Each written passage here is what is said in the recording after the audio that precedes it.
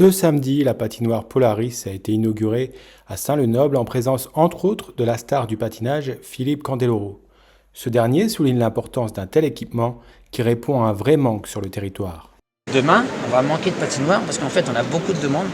Je vous disais tout à l'heure que le nombre de licenciés maximal que vous pouvez accueillir sur un équipement comme celui-là, qui est quand même un équipement proche d'un équipement olympique, vous allez avoir du mal à dépasser les 650 ou 700 licenciés. Après, vous êtes bloqué parce que les créneaux, on les a du matin et ça va, c'est calme. Mais les créneaux de 17h à 23h, vous auriez 3 patinoires comme celle-ci, elles seraient remplies. Les créneaux seraient utilisés à plein pot. Et c'est là où on a un petit peu de manque. Alors le fait qu'il y ait la piste ludique à côté qui peut accueillir des scolaires ou de l'apprentissage pendant qu'il y a un match de hockey ici, ça c'est ingénieux. Pour Christian Poiret, président de Douaisis Agglo et du département, l'objectif n'est pas de concurrencer les patinoires de Valenciennes, Dunkerque ou Wascal. Il parle d'un projet pour les habitants, pour l'aménagement du territoire et qui apporte de l'attractivité. Valenciennes fait des très belles choses, c'est une très belle ville. Je vais vous dire, Laurent de Gallet, c'est un garçon très bien. Et à Dunkerque, ils font des choses très bien. À Wascal, elle est un peu âgée, vu qu'elle vient d'Aberville. C'était la patinoire d'entraînement. Bon, là, c'est un autre joyau. Et ce joyau, voilà. C'est l'aménagement, comme l'a dit le président de région. C'est l'aménagement de la région. Moi, en tant que président de département, je vais vous dire, c'est l'aménagement du Nord. Et en tant que président d'agglomération, je vais vous dire que l'agglomération doit continuer à se développer, doit continuer à créer des emplois.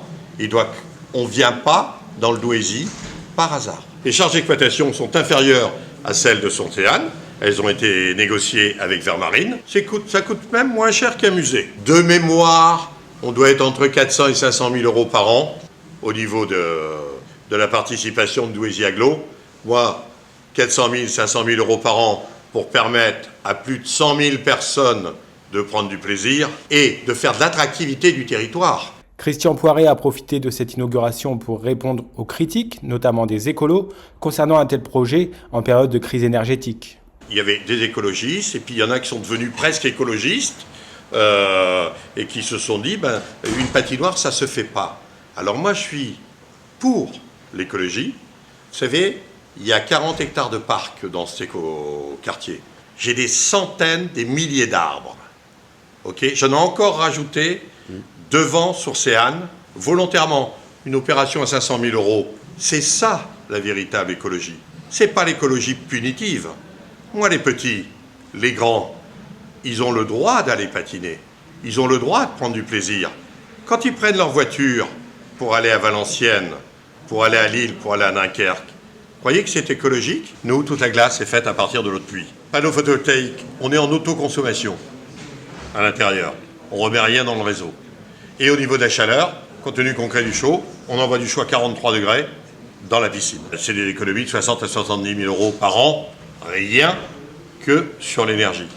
Et vous avez à l'entrée, là, les tableaux qui vous donnent ce qu'on est en train de créer comme énergie et également ce qu'on est en train de renvoyer sur Sourcéane. Christian Poiret a aussi annoncé son nouveau grand projet, le musée du livre et de l'estampe. Si un site existe déjà à Flers-en-Escrebieux, il souhaite le faire déménager dans un tout nouveau bâtiment au cœur du futur quartier d'affaires Euradoué. Un grand projet avec l'imprimerie nationale.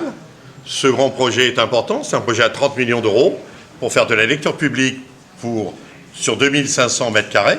Donc lecture publique est importante aujourd'hui. Avoir toute l'histoire de l'imprimerie avec des richesses qui sont aujourd'hui dans l'imprimerie nationale, des ouvrages qui sont dans l'imprimerie nationale qu'il faut sortir. Donc ce projet structurant dans Euradoué, c'est important. J'ai plus qu'à dire, bon, on y va, tout est prêt, et on y va, c'est magnifique comme projet.